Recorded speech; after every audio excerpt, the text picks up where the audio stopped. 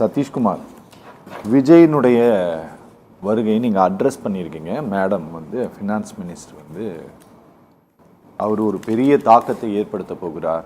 அதை பார்த்து இங்கே ரூலிங் பார்ட்டியாக இருக்கக்கூடிய டிஎம்கே பயந்துருக்கு அப்படின்ட்டு இதுவரை தமிழ்நாட்டில் இருக்கக்கூடிய எந்த பாஜகவினுடைய அரசியல் தலைவரும் இப்படி சொன்னதில்லை. முதல் முறையாக ஃபினான்ஸ் மினிஸ்டர் சொல்லியிருக்காங்க. அது பிஜேபியினுடைய ஸ்டேட்மெண்ட்டுன்ட்டு எடுத்துக்கலாமா, இல்லை அவங்களுடைய தனிப்பட்ட ஸ்டேட்மெண்ட்டுன்ட்டு எடுக்கலாமா? இல்லை, இந்த பாஜகவை பொறுத்த வரைக்கும் அவங்க வந்துட்டு ஒரு தேசிய தலைவர்.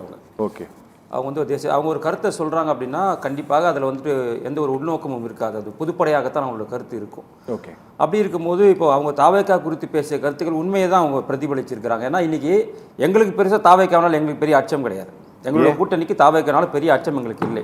ஆனால் திமுகவிற்கு அச்சம் இருப்பது 100% உண்மை. ஏன்னா உங்களுக்கு தெரியும், அவர் முழுமையாக விஜய் அவர்கள் எதிர்க்கக்கூடிய ஒரு அரசியல் ரீதியாக அவர் வந்துட்டு திமுகவை மட்டுமே எதிர்க்கிறார். அவர் என்ன சொல்கிறார், பாஜகவை நான் கொள்கை ரீதியாக எதிர்க்கிறேன், ஆனால் திமுகவை நான் வந்துட்டு முழுமையாகவே நான் எதிர்க்கிறேன் அப்படின்னு சொல்லி அவர் ஒவ்வொரு விஷயமும், அவர் ஊழலாக இருக்கட்டும், ஏன்னா இது வரைக்கும் அவர் பாஜக மேலே ஒரு ஊழல் புகார் சொல்லலை. ஆனால் அவர் அதிகமாக ஊழல் புகார் சொன்னது திமுக மேலே தான். அவரோட ஸ்டேட்மெண்ட் என்னென்னா, நான் ஆட்சிக்கு வந்தால் ஊழலை ஒழிப்பேன் அப்படின்னு தான் அவரோட ஸ்டேட்மெண்ட் இருக்குது. அப்போது தமிழகத்தில் ஊழல் செய்யக்கூடிய ஒரு கட்சியாக திமுக இருப்பதனால தான் அவரோட ஸ்டேட்மெண்ட் அந்த வகையில் இருக்குது.